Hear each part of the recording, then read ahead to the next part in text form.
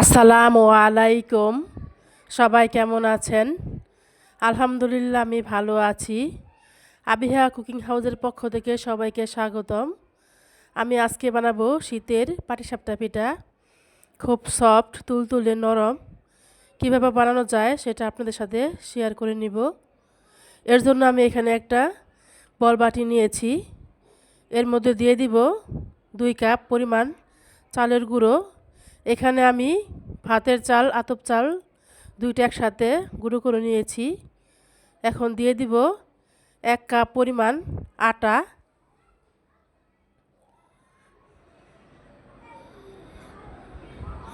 এর মধ্যে দিয়ে দিব 1.5 কাপ পরিমাণ চিনি।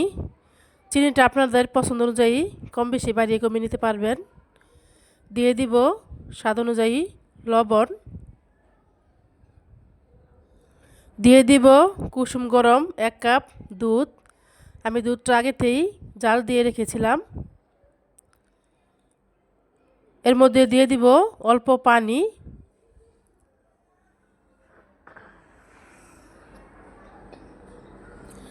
এবার একটা চামচ দিয়ে ভালোভাবে গুলিয়ে নিব। সুন্দর একটা ব্যাটার তৈরি করে নিব পিঠা বানানোর জন্য। আমার ব্যাটারটা তৈরি হয়ে গেছে। দেখতে পাচ্ছেন কতটা লিকুইড হয়েছে। এর চেয়ে ভারী হলে পিঠাটা খেতে ভালো লাগবে না, পাতলা হলেও ভালো লাগবে না। ঠিক এরকমভাবেই লিকুইডটা তৈরি করে নিতে হবে। এবার আমি বানিয়ে নিব খিরসা। এর জন্য আমি প্যানে দিয়ে দিব 1 চামচ ঘি। আপনারা চাইলে ঘিয়ের পরিবর্তে সয়াবিন তেল দিয়েও গুঁড়িটা ভেজে নিতে পারবেন। ঘিটা গরম হয়ে গেলে এর মধ্যে দিয়ে দিলাম ছোট কাপের 1 কাপ পরিমাণ চালের গুঁড়ো। আমি গুঁড়িটা ভালোভাবে ভেজে নিব। চালের একটা কাঁচা কাঁচা গন্ধ থাকে, সেটা আর থাকবে না। আমি বেশি ভাজবো না, হালকা করে ভেজে নিব। ভাজা আমার হয়ে গেছে।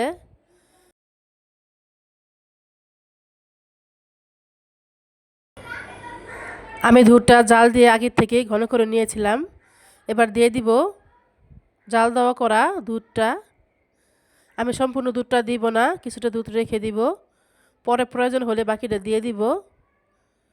সুজিটা গরম থাকা অবস্থায় দুধটা দেওয়া যাবে না, তাহলে সুজিটা জমে যাবে, খিরসাটা ভালোভাবে জমবে না। এবার ঘন ঘন আমি ভালোভাবে নেড়ে চেড়ে নিব মিডিয়াম আঁচ দিয়ে।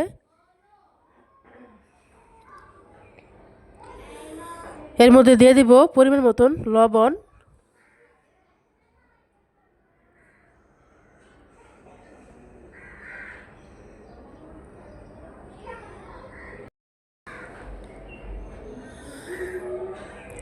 সুজিটা ঘন ঘন নেড়ে চেড়ে দিতে হবে, তা না হলে নিচেটা লেগে যাবে, খিরসাটা ভালোভাবে হবে না।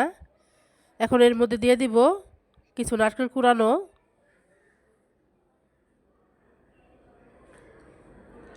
খিরসার মধ্যে নারকেল কুড়ানোটা দিলে খেতে ভালো লাগে, এজন্য আমি দিয়েছি। আপনাদের হাতের কাছে না থাকলে দেওয়ার প্রয়োজন নেই। এখন এর মধ্যে আমি দিয়ে দিব কিছু গুড়।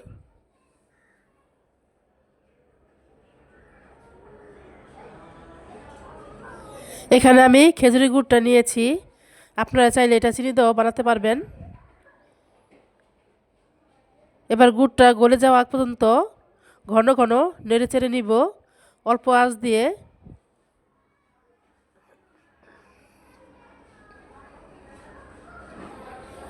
গুড়টা আমার গলে কালারটা কত সুন্দর হয়েছে, দেখুন কত সুন্দর দেখা যাচ্ছে।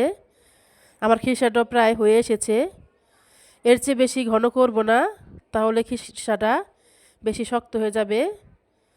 এটা নামিয়ে নিলে ঠান্ডা হলে আরেকটু জমে যাবে। আমি এবার এটা নামিয়ে নিব। এবার পিঠাটা বানানোর জন্য আমি প্যান বসিয়ে দিয়েছি। একটা কাপড়ের টুকরো দিয়ে তার মধ্যে সরষের তেল দিয়ে ভালোভাবে হালকাভাবে প্যানটা মুছে দিব।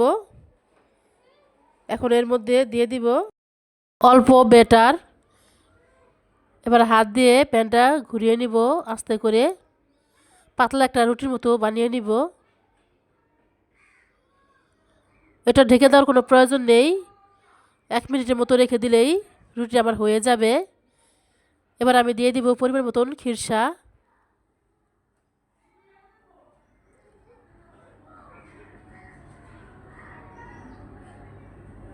এবার একটা ভাতের চামচ দিয়ে পিঠাটা মুড়িয়ে নিব।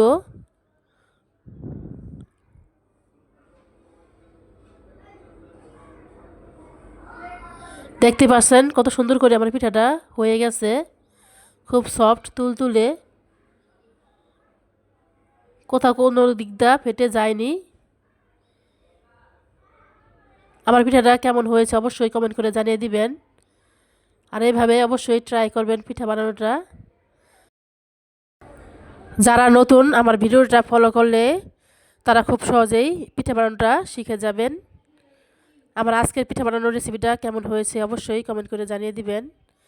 ভালো লাগলে একটা লাইক সাবস্ক্রাইব দিয়ে পাশে থাকবেন। আসসালামু আলাইকুম। সবাই ভালো থাকবেন। আল্লাহ হাফেজ।